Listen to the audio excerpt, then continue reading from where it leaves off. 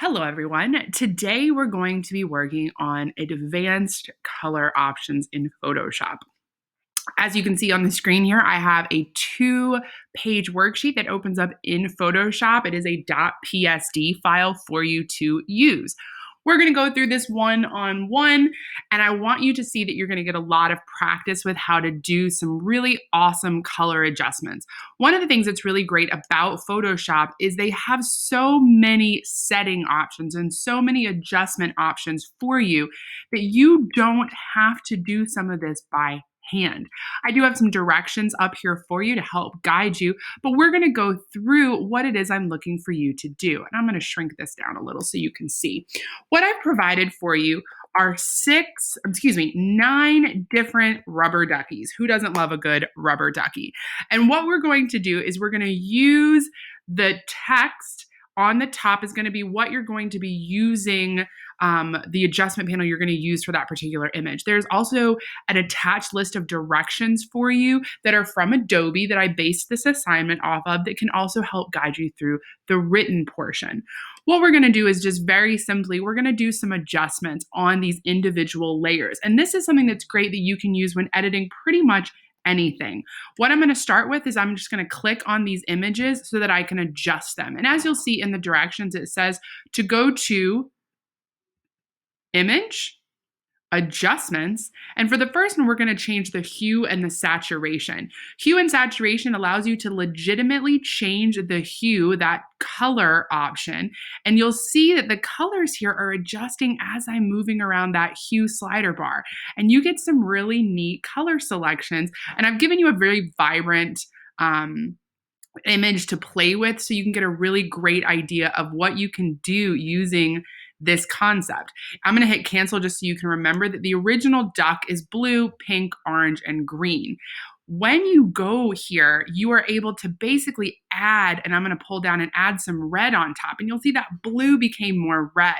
If I go to this kind of green color, that blue now has that teal mixed in, and I'm just going to adjust the hue. I also can turn up my saturation. Remember, saturation is how much color. We talked about that on the elements and principles of design. Or I can turn that down. Under here as well is my lightness and my bright, and I can turn down and make it darker, or I can make it brighter, just depending on what it is I'm needing. This image's brightness is really great, so I don't really need to adjust that. But I really want you guys to sit here and kind of play around with the hues and see what some of your palette choices are, and then decide on one and say, okay. You'll notice that that adjustment only went on the duck image that I chose. There is the adjustments panel up here where you also can change the saturation, the hue and saturation here, but I want to show you the difference because I think it's important to understand why I went to the image menu rather than just using the adjustments panel. I can do the exact same thing I did, and I'm actually going to clear this out and undo what I've done here just so that you guys can see. If I add this hue and saturation adjustment here and I go down to that lime green, it changes all of my images. It changes everything under that layer. And for me to do it to just this one layer, I would then have to add another step of combining these two layers by saying right click, merge layers. And that's just an extra step that feels, in my opinion, a little unnecessary when you can just straight do it from the image. So we're going to keep going. The next one we're going to do is image, adjustment, and we're going to say invert colors. I really love inverting colors. I think it's super neat. It basically just flips them based on their opposite color on the color wheel. So for example, that blue became orange, the white became black. And inverting colors, I will say I don't use it for a lot of things, but it is super neat. And we're just going to keep going. We can do selective color. We're going to do channel mixers. We're going to polarize an image. We're going to use a photo filter. You have lots of different choices here, but you want to make sure that you're selecting the correct layer in order to do these. So for example, the photo filter. Photo filters, this is a technique, for example, that you would use on SLR or DSLR cameras, and literally it's called what's called a gel. And you would place this in front of the camera lens when you took your pictures. Now we don't see that that's necessary to take the picture that way. Instead, we just put a photo filter. And you'll see there's lots of choices here. And as I change them, you're going to see that image here change. I can also adjust the density, which is how intense that particular color is. Just pick one. It's fine. It doesn't matter which one you choose. So you're just going to go through these and kind of play with the different adjustment panels that pop up, because I really want you to start getting a feel for the different choices that you have. So again, here I'm doing that selective color on this particular image, and I can choose if I'm going to adjust the colors. And what I can do is I can adjust each one individually, and I can start kind of pulling things around, and you'll see that that image is changing as I do this, and it changes sometimes very subtly and sometimes very intensely. Channel, mixer, and polarizing an image, I'm going to let you figure out what those are. Replace a color function. Again, for everything, we're doing everything out of this image adjustments. While I said you can do this in the adjustments panel, we just don't want to have to go through it. There's some other things that I didn't put up here that could be really neat, but for this one, I'm going to show you replace color. And what I'm going to do is literally pick a color that I want to replace. And this is kind of like when we did the London.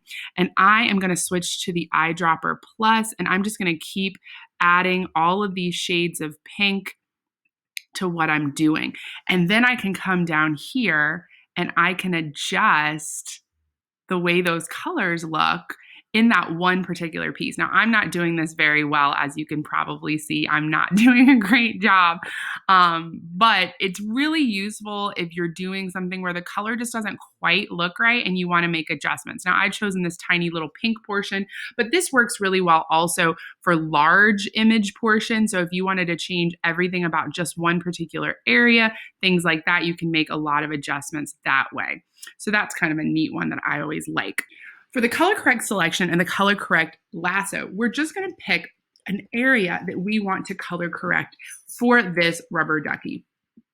So for this one, it just says selection. So I'm letting this kind of be dealer's choice. If you want to use the quick select or the object select or the magic wand, that's completely up to you. You can choose just one of the rubber duckies. You can choose the background. For me, I am going to choose just this blue rubber ducky here in the front. And I am not being super precise with this just because I want you to see how it works. And all we're going to do is I'm going to go to adjustments and I'm going to go to color balance, because I just want to adjust my little dude here without adjusting everything else. And you're seeing I'm just kind of changing him up and it's not affecting the rest of the image. I'm going to do the same thing on number 9, or you are, but this time you're going to use the lasso tool because I do want you to be much more precise, maybe choosing this blue duck in the front. All right, next we're going to talk about gradient maps, and that's page 2 of your exercises here. What we're going to do is I do have directions for you, and we're going to make sure that we go through one of these images. I'm going to show you all of your different options and the dialogue settings and all of that, but I've given you, if you'll see, 5 different images, 3 of the same, 2 of the same, for you to practice with. We're going to start with camera 1. It is important to make sure that the camera image is actually selected, or when you go to image, adjustments, and gradient map, it's not going to pull up and it's going to say something about it being empty, and you don't want that.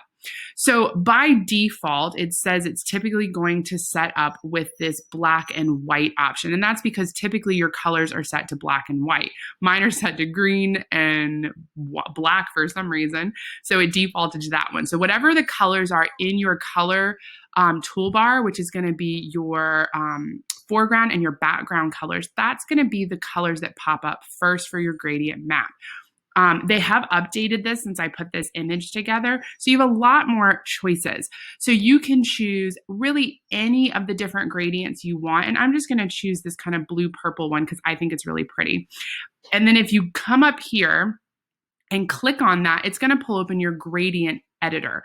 And what I like about this is I can adjust and I can pull how much of that color is going to be visible in my gradient map. So if I wanted more purple or less purple, I can change things, and you should be able to see it changing as I'm doing this. The other thing you can do is you can add another color if you want to, which I like to do to add some extra contrast. And I typically like that extra color to go on the bottom, and so that way I'm getting a little bit more depth to the image that I'm choosing. You also can adjust how fast your colors transition or how slow they transition. That's completely up to you. And then when I'm done, I'm just going to say okay, and then I'm going to say okay as well. Keep in mind, you can also reverse this, and you can also turn on and off your preview if you want to kind of see your original image. So again, you're going to be practicing on your own for gradient maps. And when you're all done, you're going to save this and turn it into the Google Classroom. Hope you enjoy the advanced colors, and we'll see you soon.